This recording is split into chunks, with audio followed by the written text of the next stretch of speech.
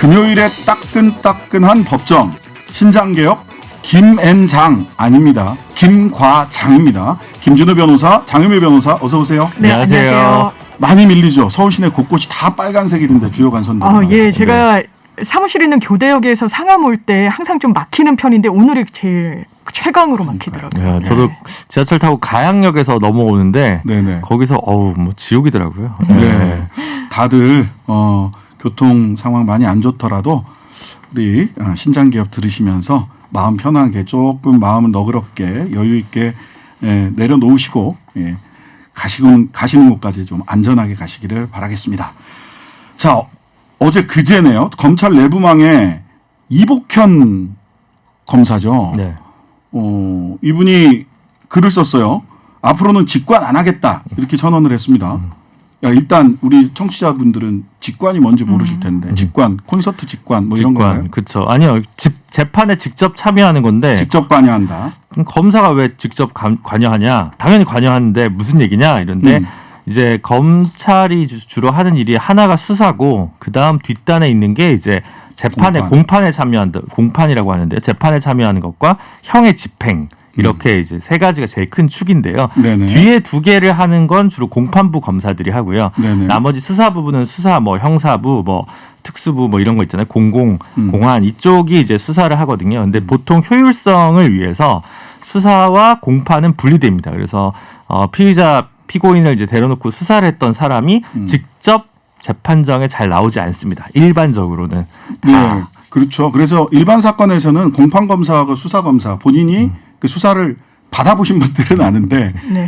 검사한테 가서 조서 쓰고 뭐 이랬던 검사가 재판장에 나오지는 않죠. 네. 그런데 예외적으로 공안 사건이나 특수사건 같은 경우는 맞습니다. 수사검사가 직접 공판을 하러 네. 나왔단 말이죠. 근데 이거 제대로 하지 이 직접 관여하는 거 하지 말아라라는 취지로 김호수 검찰총장이 얘기를 하면서 근데 1공판부 1검사 원칙 이렇게 원칙을 이렇게 선언을 했었는데 이게 뭡니까? 그 이야기가 좀 섞여 있는 것 같아요. 그러니까 네. 1공판부 1검사 원칙이랑 직관이랑은 별 관계가 없는 얘기인데 그렇죠. 다른 얘기죠. 두 개 이야기가 좀 섞였어요. 자, 구분해서 말씀해 주세요. 일단 그 아까 효율성을 위해서 검사 한 명이 하루 종일 재판부에 들어가서 이 사건 저 사건 다 한꺼번에 진행을 합니다. 공판부 검사가 하는 일입니다. 네. 근데 이제 이 한 명의 검사가 보통 두 개의 재판부를 담당을 합니다.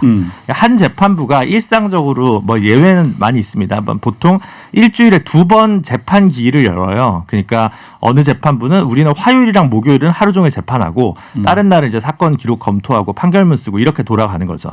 그럼 공판부 검사는 4일을 재판을 들어가는 거예요. 그러니까 하루 종일 4일 동안 재판 들어가고 월요일에는 이제 좀 뭐 다른 일 좀 하고 이제 화요일부터 금요일까지는 보통 매일같이 재판에 들어가서 생기는 거죠. 그러니까 이제 굉장히 많은 사건을 기계적으로 처리를 해야 되는데 이러다 보니까 검사의 업무 숙련도나 그 사건에 대한 파악이 아무래도 좀 어렵지 않겠습니까? 네. 그러니까 이제 1검사 2공판부에서 공판을 강화하고 또 앞으로 피의자 신문 조서 문제가 있는데 어쨌든 재판에서 해야 될 일이 더 많아져서 검사 한 명한테 공판부 하나만 맡기겠다, 재판부 하나만 맡기겠다라는 게 이제 개혁 방향으로 예전부터 제출이 됐던 거죠. 그러니까 공판검사가 이전까지는 일주일에 4일 재판을 들어가서 하루 종일 재판을 했다면 이제는 일주일에 2번 재판 들어가고 나머지는 공판 준비를 해라 이렇게 시간을 주는 거네요. 네, 그렇습니다. 좋은 거 아닙니까? 그렇죠. 근데 이제 검경 수사권 조정이 이제 됐으니까 직접 수사 범위가 줄었으니까 수사 인력을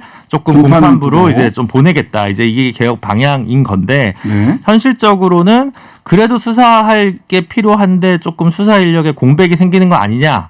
그럼 검사 증언 없이 이게 과연 가능하냐 아니냐에 대해서 약간 검찰 내에서 의견이 약간 엇갈리고 있는 것 같긴 합니다. 네. 그런데 그 부분과 이복현 검사는 아무 상관이 없는 얘기예요. 예. 근데 왜 이 얘기가 섞여서 나오는지 잘 이해는 안 가는데 자, 그러면 이 이복현 검사가 맡은 이재용 부회장 사건은 전문가들 사이에서도 지금 의견 팽팽히 갈려온 굉장히 복잡한 사건이잖아요. 그렇습니다. 근데 이 불만이 그러면은 이재용 부회장 사건팀에서만 나오는 건가요? 아니면 뭐 다른 데서도 나오는 건가요? 일단 정리를 해드리자면 이게 네. 왜 논란이 되느냐. 이게 공판 검사가 공소유지를 하느냐 아니냐 뭐 일반 국민들한테는 잘 안 와닿으실 수 있지만 일단 지금 검찰 개혁의 추세는 수사 파트 뭐 강화하되 공판부를 강화하겠다라는 네. 그 기조가 있습니다. 왜냐하면 네. 저희가 사건을 하다 보면 공소유지를 위해서 공판만 담당하는 검사님들은 사실상 이 사건에 대해서 개요를 잘 파악하지 못하는 경우가 상당히 많습니다. 맞아요. 본인이 직접 수사에 관여하지 않았고 수사를 진행했던 검사가 공판 카드에 할 구형량, 사건의 쟁점, 요지 이런 걸 정리해 준 걸 보고 공소유지를 하다 보니까 심지어는 저희가 고소인을 대리하는 경우, 그러니까 피해자 측을 대리하는 경우에는 뭐 증인신문 사항을 검사님한테 좀 드리기도 하고 네. 왜냐하면 제대로 못 드려도 볼까 봐. 네. 그런데 이런 추세를 좀 수정해보자, 공판부를 강화해보자라고 했던 게 검찰개혁의 일환인데 네. 그렇다 보니까 이복형 검사, 이 부장검사가 지금 어떤 사건을 담당하면서 직관을 하고 있냐면 삼성 바이오로직스 사건 그리고 조국 전 장관의 자본시장법 위반 사건 등등 굉장히 굵직굵직한 사건을 수사도 했고 이 수사의 공소 유지를 위해서 직접 재판에도 가고 있는 겁니다. 그러니까 네네. 공판부 검사가 있지만 아까 말씀하셨듯이 굉장히 좀 주요한 사건, 정치적인 사건, 공안 사건은 이게 직접 수사를 담당했던 검사들이 공소유지를 하러 들어가거든요. 그랬는데 김오수 현직 총장이 피의자의 인권, 그러니까 재판에 넘겨진 피고인의 인권을 위해서 직관보다는 공판부를 좀 강화하자는 차원에서 직관을 못하게 하고 있다. 그러니 내가 지금까지 직접 공소유지를 위해서 들어갔던 재판에 들어가지 않겠다. 사실상 항명을 선언하는 글을 게시판에 올린 겁니다. 네네. 그래서 이렇게 갈등이 불거지고 있는데 아마 이 공판부 강화라는 이 절차 속에서 불거지는 갈등이 아닐까 생각되는 부분이 있습니다. 그러니까 실은 이런 부분이 있잖아요. 수사와 기소를 분리해야 된다. 그래서 검찰은 기소만 하고 공소유지만 해라라고 하는 게 검경 수사권 조정에서 가장 근본적인 방향이다. 근데 그렇게 하는 이유는 수사를 한 사람은 무조건 처벌을 그렇죠. 해야 된다. 사실 검사는 공익의 수호자다라고 해서 피고인의 인권도 지켜줘야 되고 객관 의무를 가지고 있는데 수사를 한 검사가 기소까지 하고 공판까지 하게 되면 실은 이런 객관 의무를 저버리고 피고인을 무조건 처벌해야 된다라는 쪽으로만 가게 돼 있는 거 아니냐. 그렇습니다. 예, 그래서 수사와 공판을 좀 분리하는 것을 검찰 내부에서부터 시작하는 것, 이게 이제 직관을 직접 관여, 수사검사의 맞습니다. 직접 관여를 좀 이제 배제하려고 했던 이유로 보이는데, 네. 근데 여기에 항명을 한 거예요. 자신의 사건의 특수성을 그러니까 이제 이유로 들어서. 원칙과 예외를 이제 어떻게 설정할 거냐의 문제와 관련된 부분인 겁니다. 예를 들어 네네.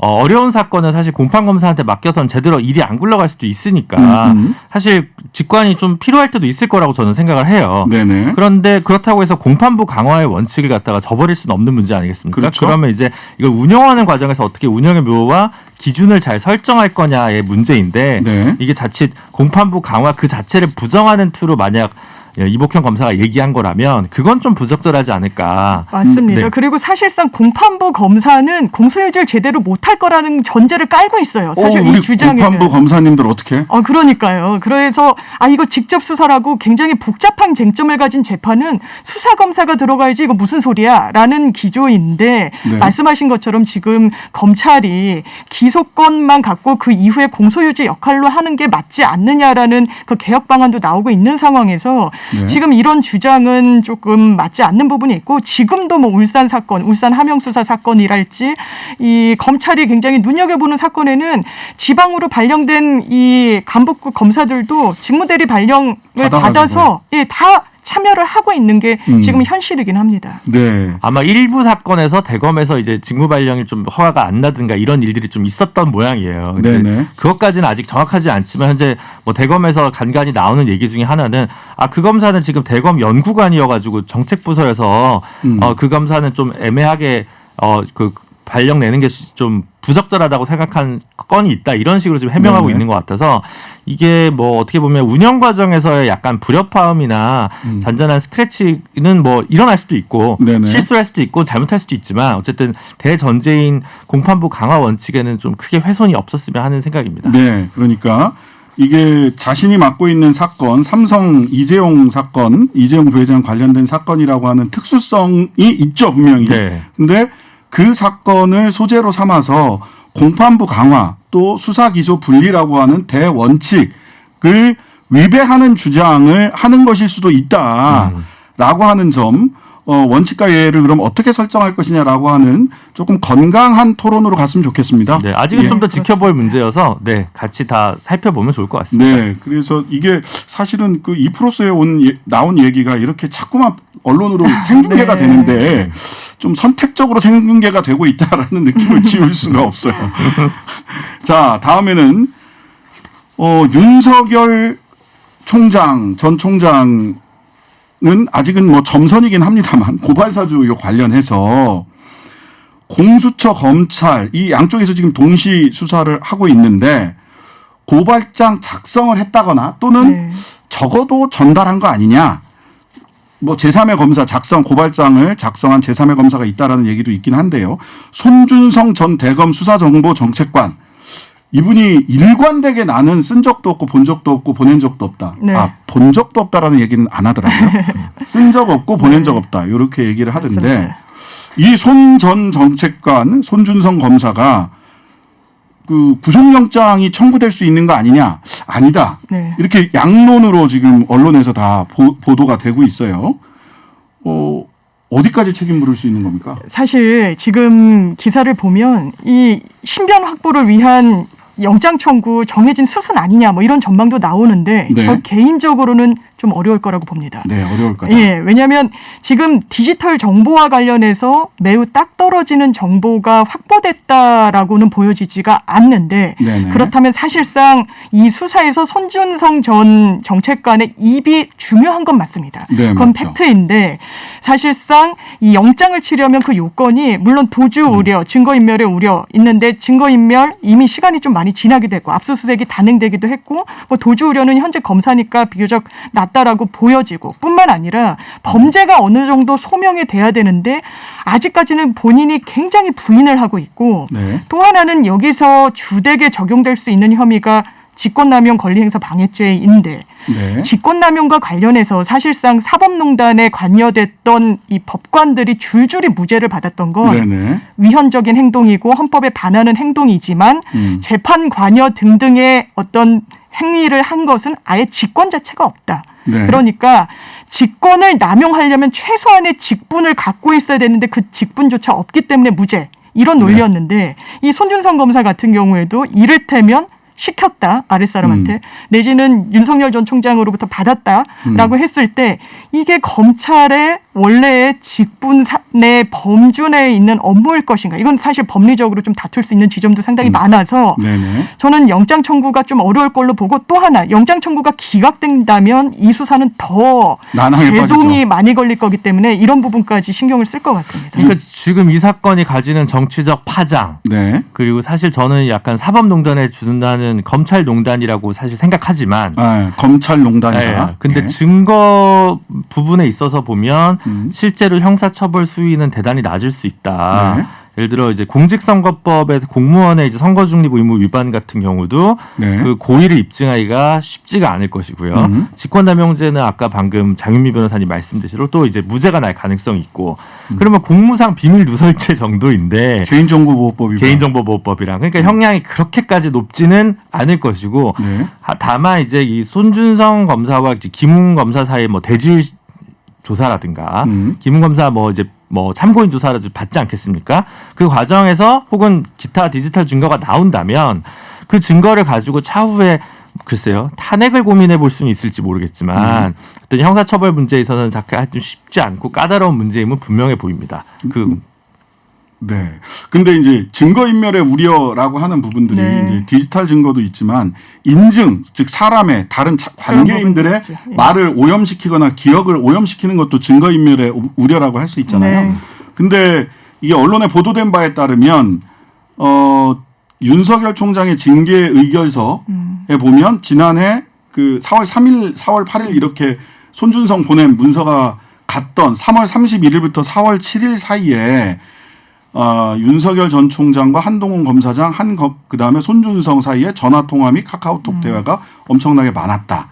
그다음에 해당 손 검사, 그다음에 당시 대검 대변인이었던 권순정 검사 카카오톡 단체방에서 뭐 30회 이상 메시지를 주고받았다라는 등의 이게 징계의결서 내용이 어떻게 나왔는지는 모르겠습니다만은 징계의결서 내용을 취재를 해서 이런 보도들이 있어요. 그러면은 요 부분에 대해서 이게 굉장히 크다라고 생각하면 서로 입을 맞춘다고 해야 되나?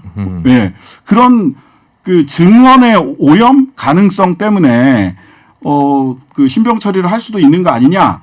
이제 이런 게 근거더라고요. 신병 처리를 해야 된다라고 하는 쪽의 근거는. 그럴 수 있을 것 같습니다. 왜냐하면 말씀하신 것처럼 사실 지금 손준성 검사의 입에 의존하는 게 상당히 많고 진술에 기대야 되는 그 수사적인 측면이 있는데 이게 오염될 가능성도 상당히 많고 지금 나오는 보도를 보면 그렇다면 자기는 안 했다, 모른다, 안 넘겼다라고 하지만 만약에 본인 말이 맞다면 그 본인이 아이폰을 쓴다라고 하는데 비밀번호를 협조를 하면 됩니다. 그러면 더 이상의 논란은 없고 본인의 주장도 근거를 얻을 거예요. 뿐만 아니라 지금 또 손준성 검사 물론 영장을 칠지 아닐지는 의문이지만 수사는 아마 강도 높게 진행될 거라고 보는데 대검의 수사정보정책관이라는 그 직책에서 관련 규정을 찾아봤더니 검찰의 명령을 받아서 그것을 수행하는 것이라고 내규에 정해져 있다는 거 아닙니까? 그렇다면 만약에 고발장을 사실상 지금 보낸 것까지는 거의 사실로 굳어지고 있는 상황인데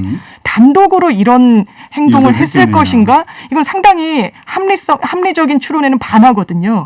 그렇다면 아무래도 수사에서는 윤석열 전 총장까지 정조준 해서 갈 수밖에 없는 수순인 거는 맞는 거 아닌가 이런 생각이 듭니다. 저는 이제 그게 재밌는 것 같아요. 그러니까 사실 나쁜 습성이기도 한데 재벌 사건 수사하면 다 밑에 있는 간부들부터 살살지 후친 다음에 회장을 마지막에 부르잖아요. 그렇죠. 마지막에 부르죠. 근데 저는 사실 그게 좀 의문이었어요. 회장부터 불러서 입 맞출 시간을 주지 않아야 되는 게 맞지 않나 싶기도 한데 어쨌든 뭐 다 달라요. 그러니까 압박을 해서 뭔가 이야기가 튀어나오게 해서 매조짓는 것이 검찰의 원래 수사 기법이다 이렇게 얘기를 하는데 뭐가 맞는지 좀 의문이지만 이 건 같은 경우는 윤석열 후보가 피의자로 입건 안 될 수도 있기 때문에 제일 마지막에 부르는 게 윤석열 후보가 아니라 제일 마지막에 부르는 게 손준성 검사고 윤석열 후보를 먼저 불러야 될 수도 있어요. 그래서 그게 뭐 상당히 좀 흥미롭고 재밌는 왜냐하면 지금 피의자로 반드시 입건이 됐다고는 하지만 지금 뭐 확실치 않기 때문에 누굴 먼저 부를 거냐 어디서 어떻게까지 입을 맞출 거냐라는 것도 사실 상당히 관전 포인트랄까 그렇게 생각합니다. 뭔가 입을 맞추고 있을 것이다라고 지금 추측을 하시는 것 같은데